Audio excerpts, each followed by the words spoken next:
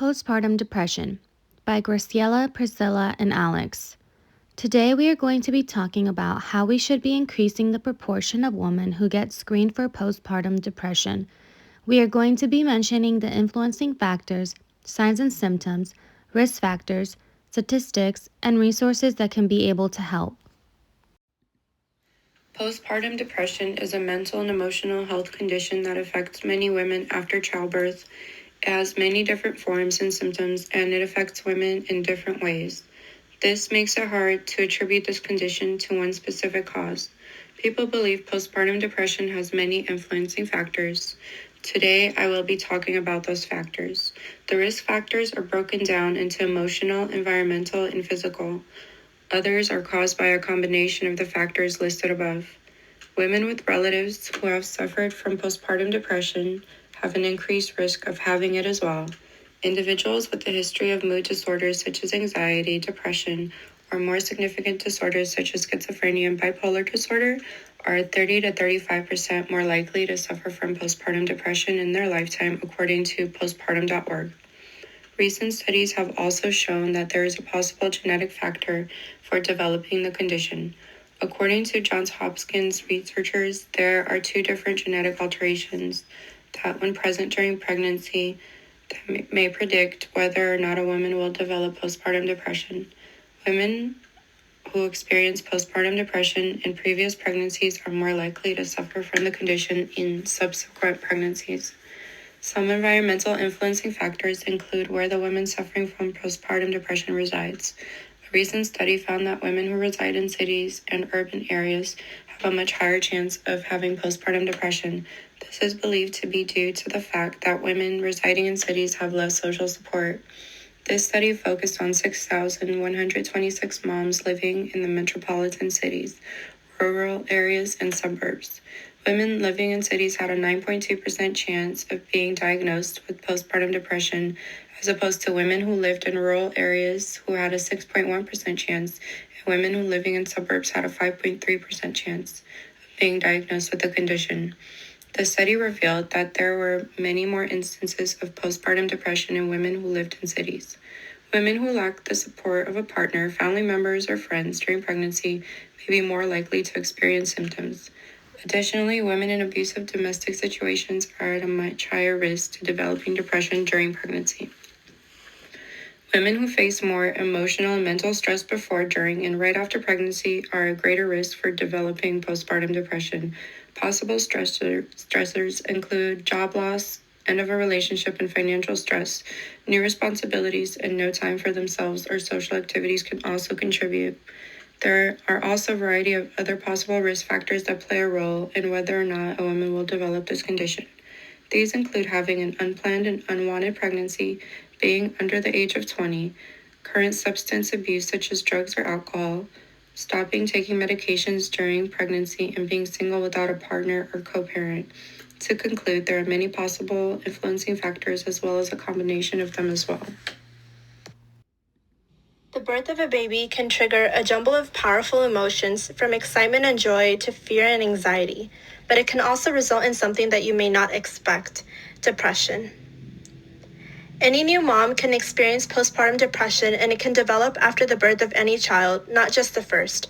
However, mothers are at an increased risk if they have had a history of depression either during pregnancy or at other times, if they had a bipolar disorder, if they had postpartum depression after previous pregnancies, if you have family members who've had depression or other mood disorders, if the mother has experienced stressful events during the past year, such as pregnancy complications, pregnancy loss, illness, or even a job loss, if their baby has health problems or other special needs, if you have twins, triplets, or even multiple births, if you have difficulty breastfeeding, if you're having problems in your relationship with your spouse or significant other, if you have a weak support system or financial problems, if the pregnancy was unplanned or even unwanted. Mothers who smoke are also at an increased risk for postpartum depression. If the mother had a history of physical or sexual abuse or any other life stressors, they are at an increased risk for postpartum depression. Signs and symptoms of postpartum depression after childbirth vary, and it can range from mild to severe. Most new moms experience postpartum blues after childbirth, which commonly include mood swings, crying spells, anxiety, and difficulty sleeping, as well as sadness, irritability, feeling overwhelmed, reduced concentration, and even trouble sleeping. Some new moms can experience a more severe, long-lasting form of depression known as postpartum depression. Rarely, an extreme mood disorder called postpartum psychosis can even develop after childbirth. Some signs and symptoms of postpartum depression can be mistaken for baby blues at first, but they're more intense and last longer and may eventually interfere with your ability to care for the baby and handle other tasks. Symptoms usually develop within the first few weeks after giving birth, but they may begin as early as during pregnancy or later and can last up to a year after birth. Postpartum depression signs include decreased mood or severe mood swings, excessive crying, difficulty bonding with your baby, withdrawing from family and friends, inability to sleep or sleeping too much, overwhelming fatigue, hopelessness, fear that you're not a good mother, diminished ability to think clearly or concentrate to make decisions, restlessness, severe anxiety and panic attacks, and even thoughts of harming yourself or your baby. With postpartum psychosis, it usually develops within the first week after delivery.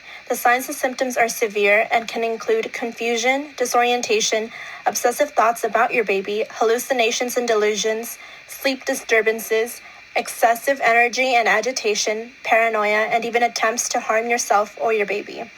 Postpartum psychosis may lead to life-threatening thoughts or behaviors and require immediate treatment.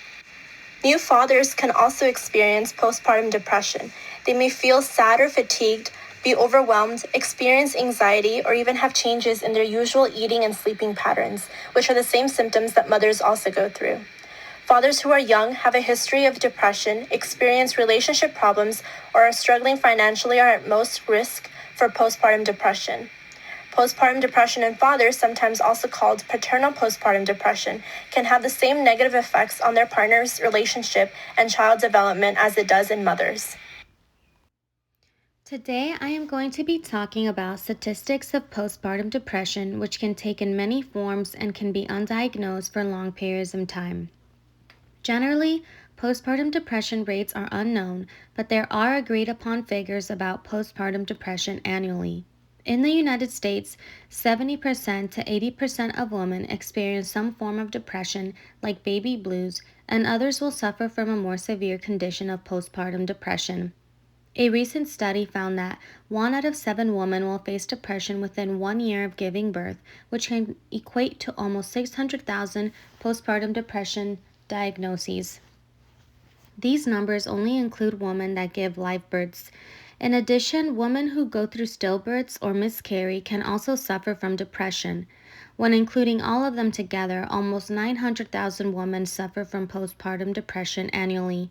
There seems to be differences with ethnicity and race that go through depression. Some races and ethnicities face depression more than others, with American Indian and Alaska Native being the race with the most depression rates and Asians being the ones with the least rates. In addition, it has been found that half of men who have partners that go through depression will go on and develop depression themselves. Many women feel alone in these circumstances, but they should know there are resources and support groups for them. Support groups can help by making connections with other moms that are struggling and going through the same thing. They can provide helpful and practical coping skills and reduce absence of isolation. In addition, meditation, exercise, and yoga can help as supplemental support, and this is especially true for men.